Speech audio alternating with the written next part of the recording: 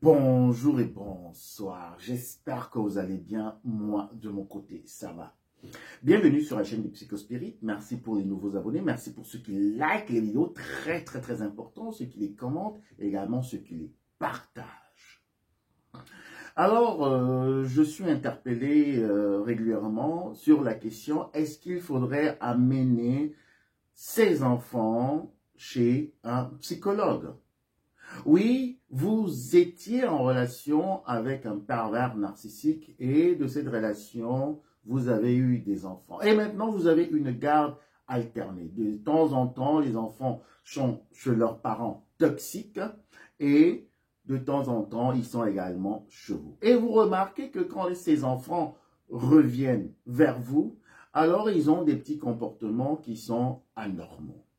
Ils sont parfois amers à votre égard. Ils ont parfois des réactions qui sont qualifiées d'anormales.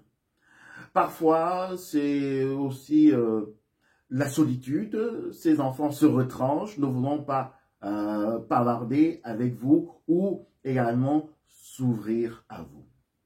Alors, vous pensez que la solution, ce serait de les amener chez un psychologue afin qu'ils soient auscultés. Je vous dis, là, vous faites mauvaise piste. Ce n'est pas conseillé d'envoyer des enfants qui, soi-disant, ont été influencés par un parent toxique chez des psychologues. Le travail, on va dire, des désintoxications vous revient.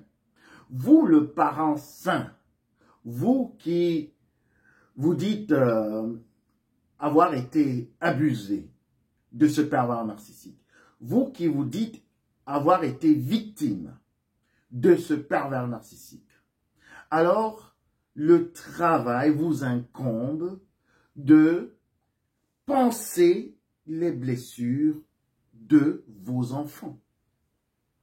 Parce que des situations de divorce ne sont pas évidentes, que ce soit pour les adultes ou pour les enfants. Donc, de toute manière, il y aura un changement comportemental chez les enfants, également chez les adultes. Et il y a toujours des influences parentales. Même si deux parents vivent ensemble avec des enfants, il y aura un qui aura plus d'influence sur tel ou tel enfant. Les enfants, quand ils vont commencer à être scolarisés, vont également être influencés à l'extérieur, parfois aussi par des mauvaises connaissances ou aussi des mauvaises fréquentations. Donc, le travail est à votre niveau. Si vous avez guéri de ce traumatisme post-relationnel, c'est à vous de comprendre la psychologie de vos enfants et de les aider à suivre un chemin vers la guérison de ce traumatisme qui est le divorce, dont la séparation de la maman et du papa.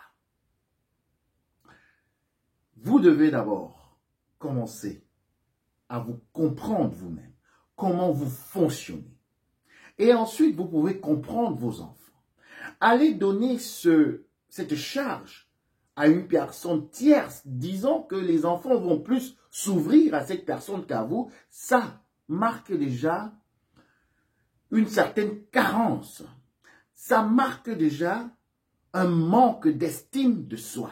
Et ça manque également cette confidentialité que devrait être entre vous et vos propres enfants.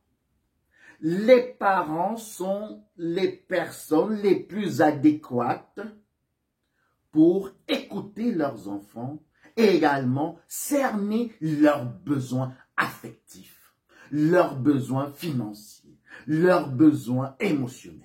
Oui, le parent est, on peut dire, le porteur de toute cette charge qu'il doit pouvoir assumer et alléger son enfant.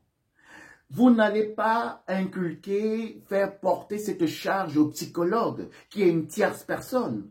Et imaginez-vous un enfant de bas âge qui va chez un psychologue. Ce n'est pas bien.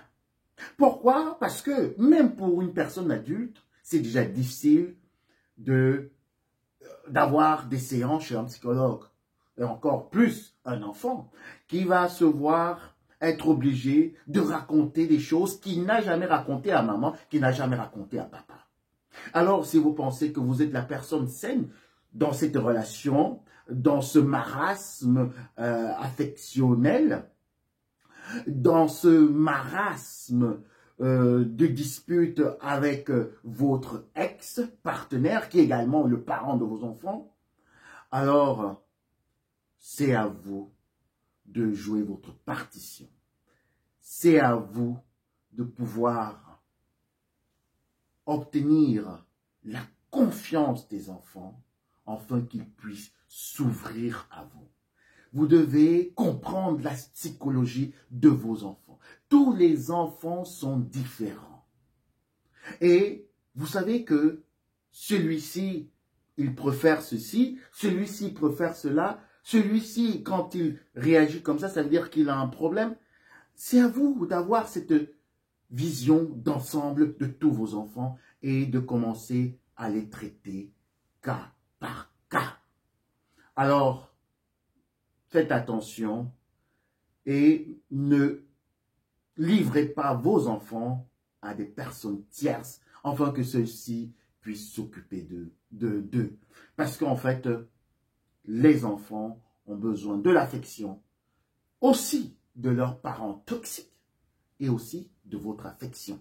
Les enfants ont besoin des deux parents. Fut-il toxique, fut-il aussi sain. Alors faites vraiment gaffe de ne pas priver l'accès de vos enfants aux parents soi-disant PN. Bienvenue sur la chaîne de Psychospirit. Merci encore pour vos commentaires. À très bientôt. Bisous. Bye.